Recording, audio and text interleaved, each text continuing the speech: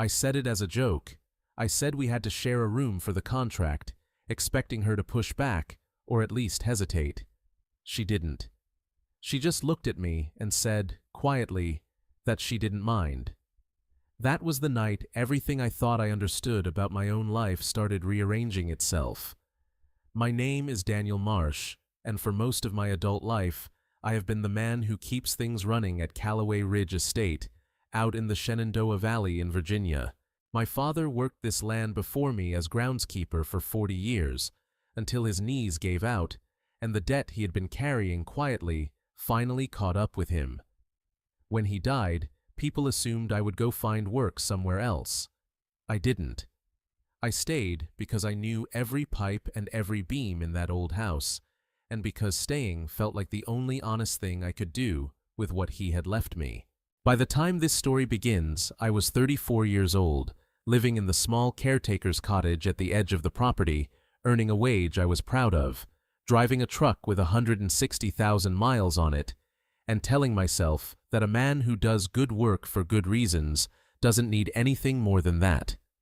I believed it, mostly. On the days I didn't believe it, I just worked harder and didn't examine the gap too closely. The man who had owned Callaway Ridge, Edward Callaway, died in early September. I had worked for him for 11 years. He was a difficult man, precise, proud, not given to warmth. But he was fair in the way that matters. He paid what he owed, and he never treated me like furniture. His extended family was another matter. Edward had a nephew named Glenn Wexler, a real estate attorney out of Richmond who had been circling the property for years with the quiet patience of a man who believes inheritance is just delayed ownership. When the will was read, Glenn's expression didn't change, but I saw his jaw tighten. The estate had been left to Edward's granddaughter, Nora Callaway, subject to a codicil that required her to maintain a committed domestic partnership and reside at the property for 90 consecutive days. If she failed to meet those terms, ownership would revert to the remaining family, which in practice meant Glenn. Nora had 30 days to establish the arrangement. She had 27 left when she called me. I had met Nora twice before that call. Once at a Thanksgiving Edward hosted years earlier when she was still in college, and once at the funeral. She was quiet both times, not from shyness, but from a careful attention, the kind that observes before it speaks. On the phone she explained the situation plainly and asked if I would be willing to serve as her partner for the 90 days in exchange for a fair monthly arrangement and continued employment at the estate regardless of outcome. It was practical. It was strange. I said yes without thinking about it too long, because the alternative was Glenn selling the property to a development group by spring and me losing the only home I had ever really known. 2 days later, she arrived with 2 suitcases and a box of her grandfather's financial files, and that first evening, standing in the doorway of the main bedroom with its old iron bed and its single wood stove, I said it as a joke. I said we had to share the room for the contract, and what I did not know then was that the woman standing in that doorway would become the one thing in my life I could not walk away from, no matter what it cost me. If you haven't subscribed yet, tap that button right now. Stories like this one go up every week, and you'll want to be here for what's coming. The first morning was the clearest proof that we were both trying too hard. We moved around the kitchen like 2 people in a small boat, both leaning the same direction to avoid capsizing. Nora made coffee without asking how I took it, then apologized when she noticed she had used the whole pot. I said I could make more.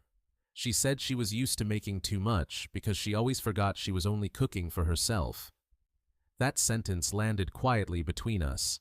I noticed she had brought her own mug, ceramic, dark green, with a small chip on the handle, and she washed it by hand before putting it in the cabinet, like she wasn't sure she was allowed to leave it there. I didn't say anything about it, but the next day I moved it to the front of the shelf so she could reach it without looking. It was such a small thing. It cost me nothing. But I kept thinking about it for the rest of that day, while I was out fixing the collapsed section of fence along the north pasture, and I could not explain why. The practical reality of living together settled in quickly. We divided the bedroom the first night without discussing it.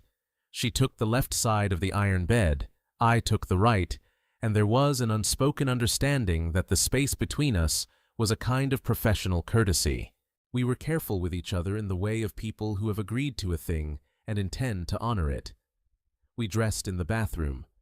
We said goodnight like two people who had known each other just long enough to be polite and not long enough to be easy. I kept telling myself it was temporary, that 90 days was not very long if you kept moving through them with purpose. But temporary things have a way of developing their own small permanences, a habit of coffee on the porch before sunrise, a preference for the morning news kept low, a quiet acknowledgement that she stayed up late reading and I was up before the light, and that neither of us would disturb the other's hours. These were not decisions we made. They were just what happened when two people tried to coexist decently and kept succeeding at it a little more each day. Nora spent the first 2 weeks going through her grandfather's financial files at the kitchen table. She was methodical about it, papers stacked by year, color-coded notes along the margins, a legal pad where she logged anything that needed attention. I had not expected that. I had expected something more like the granddaughter at the funeral, composed and distant, in good shoes. The woman at the kitchen table had ink on her fingers by 10 in the morning and read footnotes with the focused expression of someone who genuinely cares what they say. She had worked as a financial analyst in Charlotte for 6 years before coming back, and the estate's books were more complicated than anyone had told her, and she was not angry about it, just determined. I would bring her lunch most days because I was coming in from the property around noon anyway, and she would look up and say thank you without breaking her concentration much, and I thought, here is someone who works as hard as they can with what they have been given. That thought felt familiar in a way I didn't examine too closely. I have a practical skill that has served me well and hurt me in equal measure. I fix things, not just pipes and fences and broken window panes, but situations. I see what needs doing, and I do it before being asked, because the need is obvious, and waiting for permission seems like a way of pretending the need isn't there. Nora noticed this in the second week, when she came out to the porch one evening and found the railing I had repaired without mentioning it. She ran her hand along it and asked how long it had been broken. I said about 3 years. She was quiet for a moment, and then said that her grandfather had told her the estate was in good shape. I said that he probably believed it was, which was a different thing from it actually being so. She laughed at that, a short, real sound that seemed to surprise her as much as it did me, and she covered her mouth for a second afterward, like she had let something out that she hadn't planned to. I kept my eyes on the pasture, but I was smiling when I turned back toward the house, and I let myself do it because there was nobody to see. That evening she told me about her grandfather, not the version from the eulogy, but the real one. She said Edward Calloway was a man who expressed love by creating conditions rather than by saying words. He paid for her college, never missed a birthday, sent the right book at the right moment in a way that meant he had been paying attention, but he never once told her directly that she mattered to him, and when she moved to Charlotte, she had the persistent, irrational feeling that she was doing it partly to see if he would ask her to stay. He didn't. And she spent 5 years in Charlotte, wondering whether the distance was mutual or just his. She told me this like someone reporting a thing they had already filed away and made their peace with. Her voice was even. Her hands were still. But she had tucked her knees up on the porch chair, and her green mug was held in both hands like a small anchor. And I thought, making peace with something and being done with it are not the same thing at all. I told her about my father the next morning, and I don't know why I did it then, except that the air was cold and the coffee was hot, and it seemed like the kind of morning that asks for honesty. My father was a man who could name every variety of apple in the orchard, and who cried once over a broken-down tractor, and who worked 60-hour weeks on this land without ever saying out loud why it mattered so much. He left me a truck with a paid-off note, a toolbox with my initials carved into the handle, and a debt to 3 men whose names I had to track down myself. I paid the debt. I kept the truck.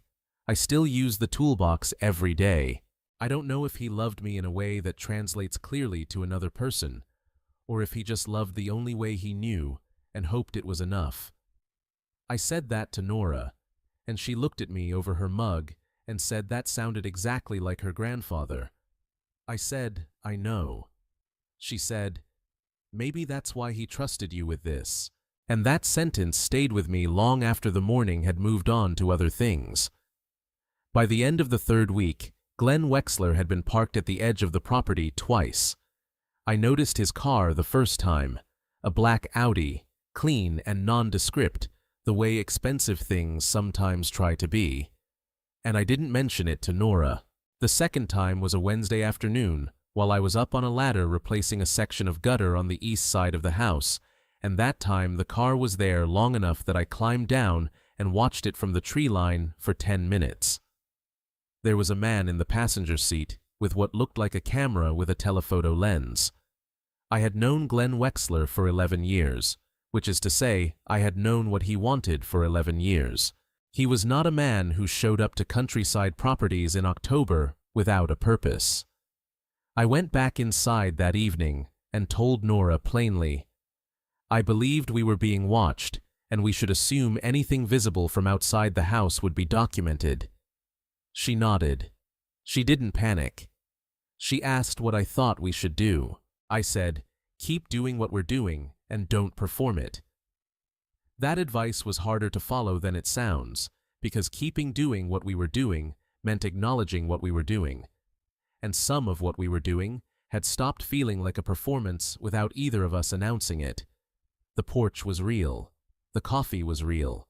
The conversation about our fathers was real. I had been calling it practical, calling it functional, telling myself it was what 2 decent people do when they agree to share a space. But that Friday night she fell asleep on the couch with a file folder across her lap, and I put a blanket over her without waking her, and then stood in the dark kitchen for a while, holding my own mug and thinking about the fact that I had not done that to be convincing. Nobody was watching. Nobody was there. I did it because she was cold, and I was there, and it was the obvious thing to do. I went to bed and told myself that was all it was. On Monday morning, our neighbor Clara Abbott called to say that a man named Wexler had knocked on her door over the weekend, asking questions about the 2 of us. I knew then that the next 60 days were not going to be simple. The cold settled in properly the 2nd week of November, the kind that comes off the mountains in layers and makes old houses creak at night as if they are thinking. Nora had started a fire in the wood stove in the bedroom each evening, which she did with the same methodical attention she brought to everything. Paper underneath, 2 small logs across, 1 match. I would hear it from the hallway sometimes and think about going in, and then think better of it, and then, eventually, just go in. Because there was only 1 warm room in the house after 10 at night, and pretending otherwise was impractical. We had stopped explaining ourselves to each other by then. She would be reading. I would sit in the chair by the window with whatever I was reading, and we would both read, and the wood stove would tick and settle, and outside the valley was dark and cold and completely indifferent to what was or was not happening between 2 people in a bedroom in an old house. Those evenings are the ones I come back to most often when I think about that fall. Glenn's formal visit came on a Thursday. He called ahead, which I recognized as a calculated choice, polished advance notice, designed to give us time to prepare and then use how we had prepared as evidence against us. He arrived at 2 in the afternoon in the Audi, with a man he introduced as Marcus Webb, described as an estate auditor retained to ensure compliance with the codicil terms. Webb was in his 50s, neat, with the specific stillness of a professional observer. He shook my hand. He looked at Nora, Then he looked at the kitchen. 2 mugs on the counter, the coffee maker, her financial files on the table, my work jacket on the hook by the back door. He asked about my daily responsibilities at the property. He asked Nora how she found her grandfather's records. He asked how we had divided household duties. Nora answered each question without hesitation, with the quiet authority of someone who has been underestimated enough times that she no longer bothers defending herself against it. I answered when it was my turn. Glenn watched all of it with his hands folded on the table and said almost nothing. Before he left, Glenn made a remark. He said that of course the codicil had been written with a genuine partnership in mind, and that the estate's trustee would need to be satisfied not just with residence, but with the nature of the relationship. He said the word genuine with a particular weight, the way a man deploys a word when he wants it to land, without spelling out why. I walked him to his car. He stood beside it for a moment, keys in hand, and said, "Daniel, I've known you for years, and I think you're a good man who's gotten himself into a complicated position. I would hate to see you caught up in something that creates legal liability for you." I said I appreciated his concern. He got in the car and drove down the gravel drive. I watched it go and understood then that he was not going to challenge the arrangement directly. He was going to build a case, gather witnesses, construct a record, present it to a probate judge. He had time and resources and patience. Patience is a dangerous thing in a man with resources. 2 days after Glenn's visit, Clara called again. She said Glenn's man had come back to her door and offered her $200 to sign a statement saying she had never observed Daniel and Nora behave in any manner consistent with a genuine romantic relationship. Clara, who is 71 years old and has lived in this valley her entire life, told him she would not be doing that and suggested he try his luck with someone who had been raised without manners. Then she called me. I thanked her and sat on the porch for a long time after hanging up. The cohabitation agreement, the contract Nora and I had both signed the first week, with its terms and its monthly figure, and both our signatures at the bottom, suddenly felt like evidence of exactly what Glenn was arguing. It was a contract. It had a dollar amount in the second paragraph. A man like Glenn could make that look like whatever he needed it to look like to a judge who had never sat in our kitchen or heard us talk about our fathers over coffee on a cold morning. I brought the document inside and read through it again slowly, and then I sat with it for a long time without going to find Nora. When I told her about Clara's call, she was quiet for a long moment. Then she said, "He's going to court, isn't he?" It wasn't a question. I said I thought he was planning to file a formal challenge. She asked when. I said I didn't know. 3 or 4 weeks, maybe less. She got up and went to the window. Outside, the oak trees had lost most of their leaves, and the pasture was that flat winter gray that makes everything look exposed. She said, "I always knew this would be the part where it got hard." I wanted to ask her what she meant by always, because the word implied she had been thinking about more than the legal challenge and further back than I had supposed. But I didn't ask. Instead, I said that we should document everything we could, and that if there was anything in her grandfather's files that might be relevant, she should pull it. She turned from the window and said she had already started. That was the thing about Nora. She was almost always 2 steps ahead of the trouble, and almost always too quiet about it. That weekend I called the security company that managed the property's camera system and requested a complete log of motion detections for the past 30 days. I didn't tell Nora I was doing it. I wanted to understand what I was working with before I said anything to her. The log came back as a digital file on Monday morning. I went through it entry by entry, sitting in the caretaker's cottage, which I still used for work calls so the house didn't feel like an office, and what I found made me sit back from the laptop for a long moment. There were 4 separate nighttime detections along the east fence line in the past 3 weeks. 2 of them I could not account for by wildlife patterns or seasonal wind.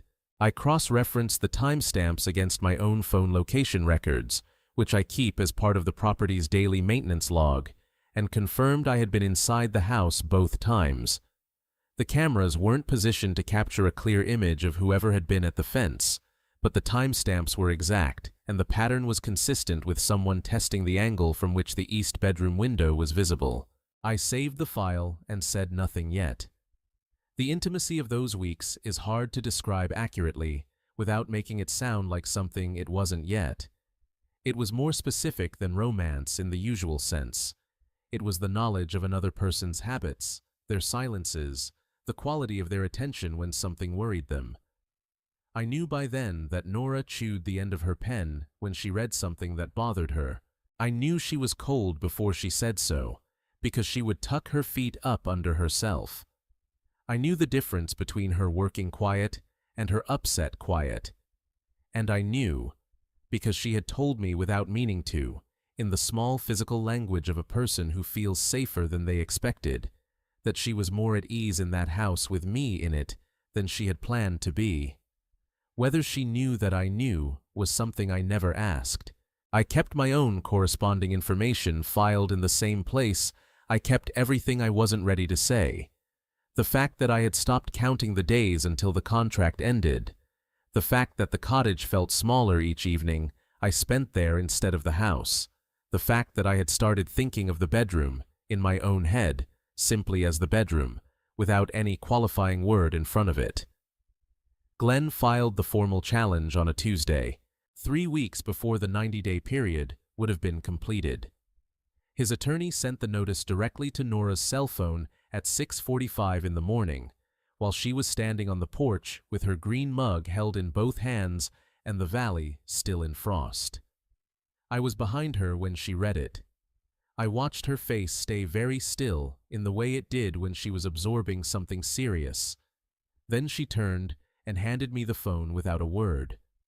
The filing was 12 pages. It alleged that the relationship between Nora Calloway and Daniel Marsh was contractual in nature only, that no genuine domestic partnership existed, and that the terms of the codicil had therefore not been satisfied.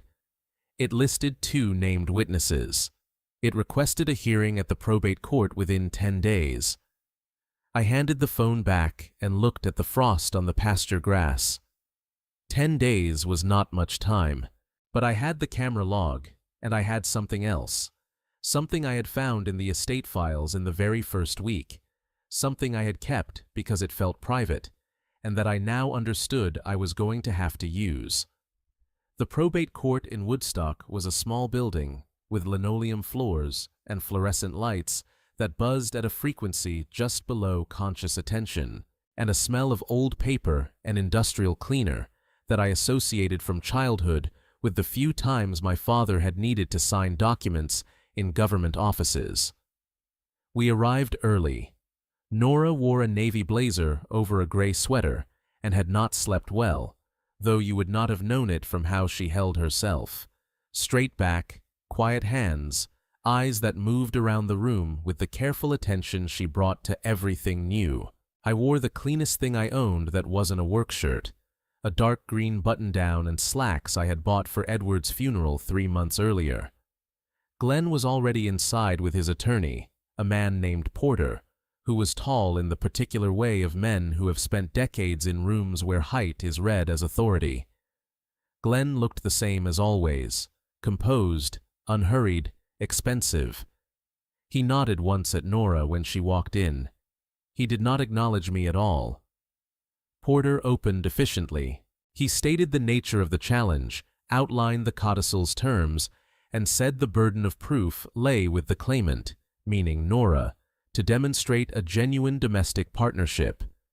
He used the word genuine with the same particular weight Glenn had used in the driveway 3 weeks before. I understood then that it was a word they had chosen deliberately, shaped to cut in a specific place. Their first witness was a man named Gary Deaton, who testified that he had photographed the interior of Calloway Ridge Estate through an exterior window on 2 separate occasions. He presented the photographs.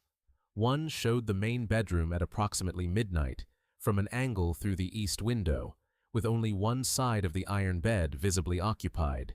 The second showed me asleep in the armchair in the living room, a timestamp confirming it was 2 in the morning. Porter let the photographs sit in front of Judge Hargrove for a long moment before speaking. Then he said that a genuine romantic partnership would not typically involve one party sleeping alone in a chair at 2 in the morning. Judge Hargrove, a woman in her 60s who had the look of someone who has heard a great deal and been surprised by very little, made a note on her pad and said she would hear from both parties. Nora's attorney, a local man named Garrett, who we had retained the week before, objected to the photographs as evidence obtained through trespass, but Hargrove said she would hear everything and rule on admissibility once the full record was before her. Nora answered Judge Hargrove's questions directly and without elaboration. Yes, they shared a residence. Yes, the arrangement had begun with a formal document, which she was prepared to produce. Yes, she understood the codicil's requirement of a genuine domestic partnership. Yes, she believed those requirements were being met. She did not waver or qualify a single answer. When Porter pressed her on when the relationship had begun, she said she did not see the relevance of the timeline to whether the current relationship was genuine. Hargrove made another note. Their second witness was a woman named Beth Hollis, a college friend of Nora's who had stayed in contact over the years. Beth read from a prepared statement. It said that Nora had called her in October and described the arrangement with Daniel Marsh as contractual in nature, temporary, and expected to conclude in 3 months. Porter paused to let that settle. He said, in the claimant's own words, communicated to a trusted friend, she described this as a business transaction. He looked at Nora. He looked at Judge Hargrove. He said, we would submit that no amount of shared mornings on the porch changes the fundamental nature of what the claimant herself acknowledged, to a friend she trusted, was a deal. The room went very quiet. I looked at Glenn. He was watching Nora with the patient expression of a man who has placed his bet and is waiting for the wheel to stop.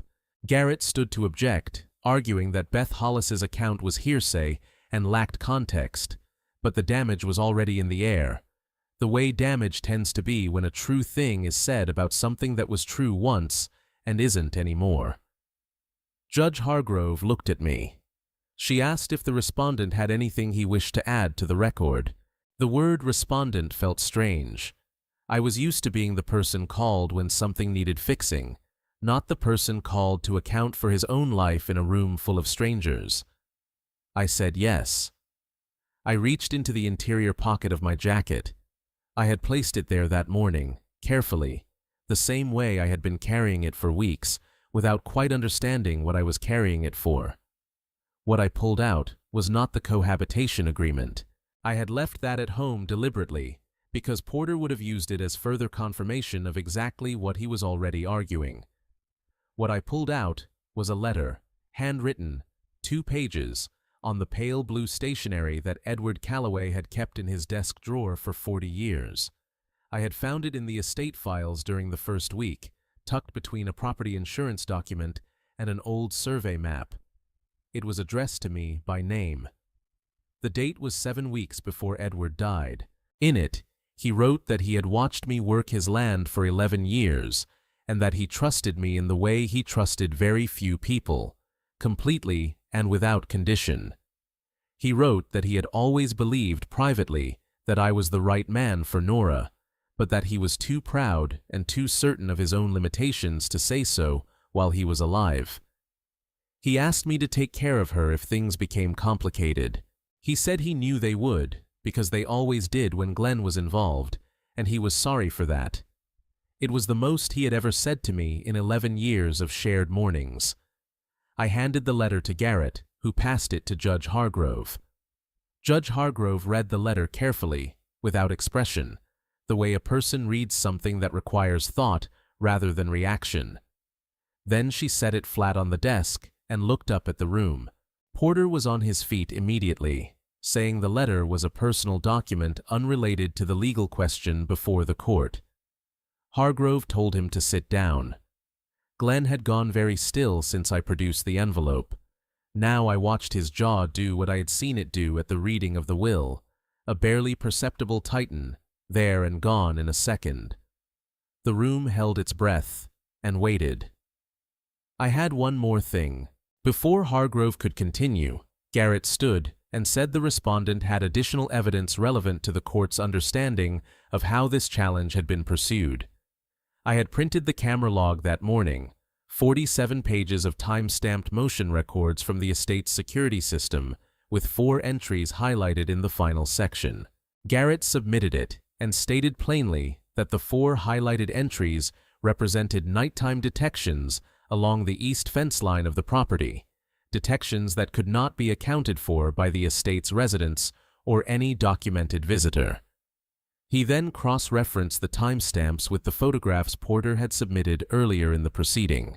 The 2 photographs, the ones taken through the east bedroom window, corresponded within 12 minutes to 2 of the highlighted camera log entries. Garrett said, "We would submit that the evidence presented by the challenger was obtained through unlawful trespass on private property on multiple occasions, which constitutes bad faith in the context of these proceedings, and we would ask the court to weigh that context against the entirety of the challenger's case." Porter was on his feet immediately, objecting to the characterization of his client's conduct. Hargrove raised one hand, not urgently, just conclusively, the way people with real authority stop a room without raising their voice. She said she would need a few minutes to review all submitted materials in full. She took the camera log, the photographs, and the letter into her chambers. Glenn looked at Porter. Porter leaned in and said something I couldn't hear. Glenn's expression was the same as always, composed even, but his hands on the table were no longer folded. They were flat on the surface, fingers spread slightly, which was the first ungoverned thing I had ever seen from him. We waited 22 minutes. I know because I watched the clock above the door, a white institutional clock with a thin black second hand that moved with complete indifference to what was at stake in the room beneath it. Nora sat beside me at the respondent's table. At some point during the wait, without either of us planning it, her hand found mine on the table between us. She didn't look at me when it happened. I didn't look at her. I felt the pressure of it, not dramatic, just present, the way a person's hand reaches for another when they don't want to reach and do it anyway. I held it. Outside the courthouse window, the parking lot was November bare, just gravel and gray sky, and Glenn's Audi in the first row, with its bumper catching the overhead lights. I thought about my father's toolbox, with my initials carved into the handle. I thought about Edward's letter in the hands of the judge. I thought about the porch where Nora had stood that morning, with her green mug and the valley in frost, and all the evenings between that morning and this one that had felt real in the specific way that the things you don't plan feel real. Hargrove came back and sat down. She did not look at Glenn first. She looked at her notes, and then she spoke. She said that the codicil required a genuine domestic partnership, and that determining the genuineness of a human relationship was not a task the law performs with precision, but that the court was fully capable of evaluating the manner in which a legal challenge had been pursued. She said that the camera log, cross-referenced with the photographic evidence submitted by the challenger, established with reasonable certainty that those photographs had been obtained through unauthorized trespass on private property on at least 2 occasions, which constituted an improper means of gathering evidence in a probate proceeding. She said the handwritten letter from the deceased estate owner demonstrated that owner's settled belief regarding the respondent's character and his connection to the claimant, a belief formed over 11 years of direct observation, and that she found this relevant to the spirit of the codicil's intent. She dismissed the challenge. She said it plainly, without ceremony, the way a person announces the obvious. Glenn's jaw tightened again, and this time it didn't ease as quickly. Porter said immediately that they would appeal. Hargrove said that was their right, and that the appeals timeline would be communicated through the court's standard process. Glenn looked at Nora. She was looking at the table. He looked at me. I looked back. We held it for a moment, long enough for both of us to understand what it meant. And then he picked up his pen, placed it in his breast pocket, buttoned his jacket, and left. Outside in the parking lot, in the cold of the Shenandoah Valley coming off the mountains in the early afternoon, with the gravel underfoot and Glenn's Audi already moving toward the far end of the lot, Nora stopped walking. I stopped beside her. She was looking at nothing in particular. The sky, maybe, or the middle distance a person looks at when they are trying to hold something steady inside them.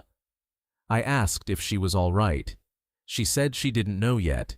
She said, "I spent so much of my life waiting for someone to confirm that I was worth keeping."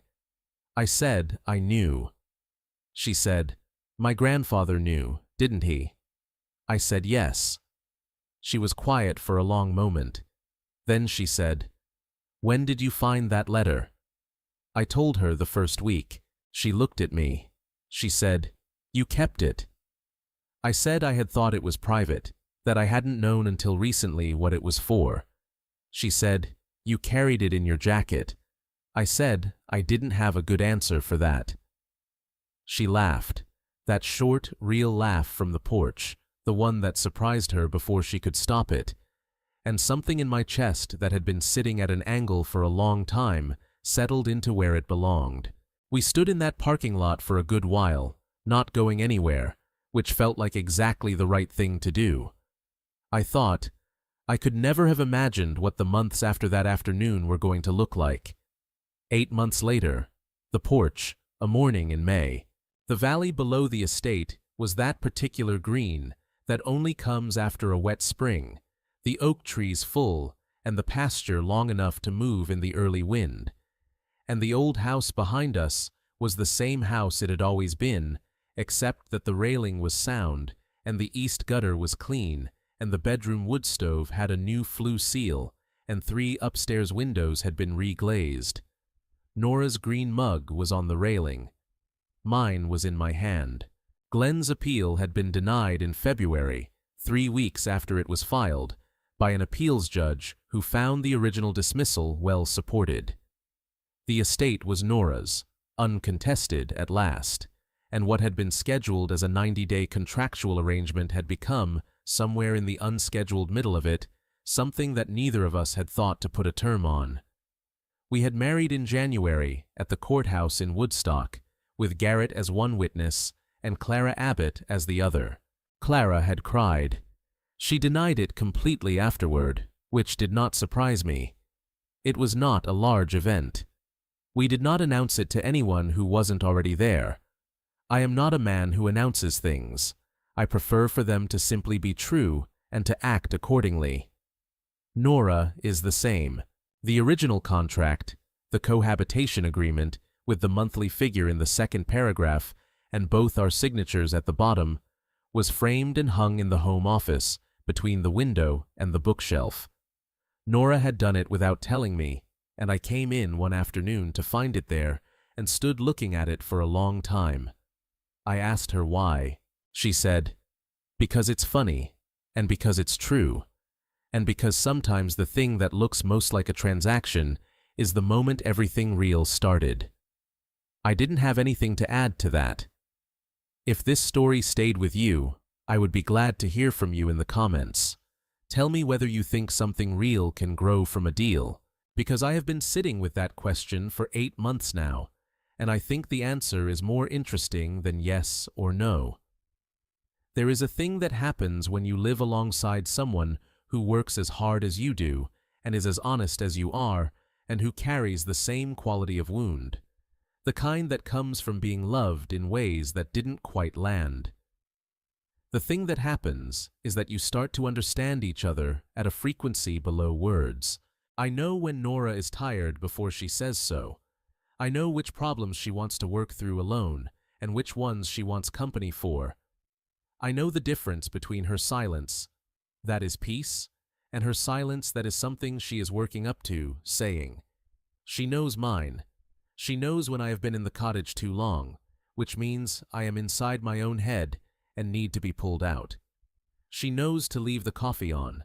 She knows that if I fix something in the house without being asked, it means I am content, because I only maintain the things I care about. None of this was in the contract. None of it was negotiated or assigned a term.